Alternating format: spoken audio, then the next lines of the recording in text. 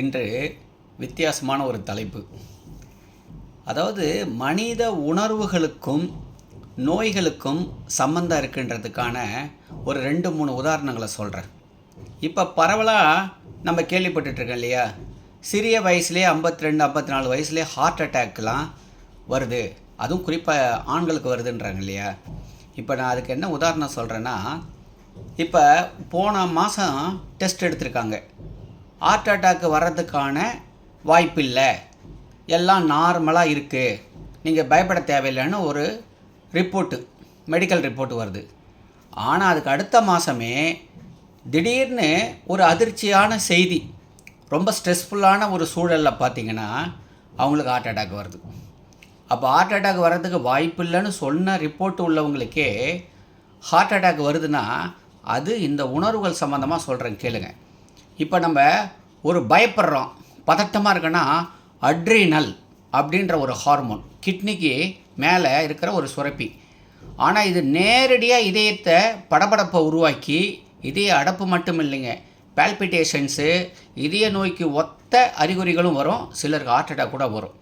அது மாதிரி ரொம்ப ஸ்ட்ரெஸ் ஆகுறாங்க, மன அழுத்தமாக இருக்காங்க, எதையோ யோசிச்சுக்கினே இருக்கிறாங்கன்னா கார்டிசால் அப்படின்ற ஒரு ஹார்மோன், இது அட்ரினோ கார்டிகோன்னு, அதுவும் கிட்னிக்கு மேலே இருக்கிற அந்த அட்ரினல் சுரப்பினுடைய நடுப்பகுதி சுரக்கிறது.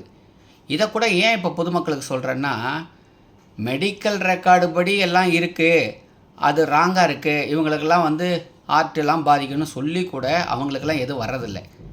நல்லா தான் இருக்கிறாங்க, ஒரு விசேஷத்தில் பாட்டெல்லாம் போட்டு நல்லா ஆட்டம் பாட்டமாக இருக்கிறாங்க, அவங்களுக்கு கொழுப்பு அந்த மாதிரி எதுவுமே இல்லை. ஆனால் அப்படியே சரிஞ்சு விழுறாங்க. ஒரு நிமிஷம், அந்த கோல்டன் ஹவர் 45 மினிட்ஸ் கூட அவங்களுக்கு தாங்கிறதில்ல. அவங்களுக்கு அதுக்கு முன்னாடி மெடிக்கலாக அவங்க ராங்கும் கிடையாது. ஸோ அது மாதிரி பதட்டம், டென்ஷன், இந்த அமைதியான மெடிடேஷன், மன அமைதி, குடும்பமோ தொழிலோ மன அமைதியாக இருந்தாலே நீங்கள் என்ன தான் மெடிக்கல் ரெக்கார்டாக ஹார்ட் அட்டாக் வர்ற மாதிரி இருந்தாலும் கூட ஹார்ட் அட்டாக் வராது. இது ஹார்ட்டுக்கு சொல்கிற ஒரு விஷயம்.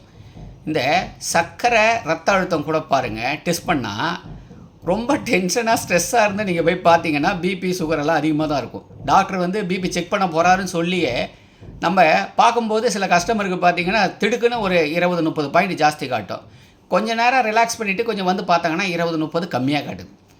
இது கூட ஏன் இந்த சர்க்கரை, ரத்த அழுத்தம், தைராய்டு, மூட்டுவாதம், சோரியாசிஸ், ஈவன் சோரியாசிஸ் கூட தோல் வியாதி மாதிரி தெரியுதே ஒழிய முழுக்க முழுக்க இது மன அழுத்தத்தினால வர நோய்கள்.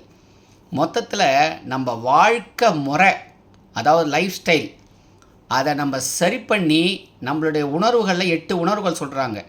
அதாவது சித்த மருத்துவத்தில் குறிப்பாக சரியாக சொல்லுவாங்க. எப்படின்னா 8 வகையான உணர்வுகள்.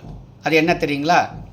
காமம், குரோதம், மோகம், மதம், மாச்சரியம், இடும்பை, அகங்காரம். இந்த 8 குணங்களை சரியாக கையாண்டாலே கூடுமான வரைக்கும் உயிருக்கு ஆபத்தான தொற்றாத நோய் தொற்று அல்லாத நோய்கள் வர்றதே இல்லை.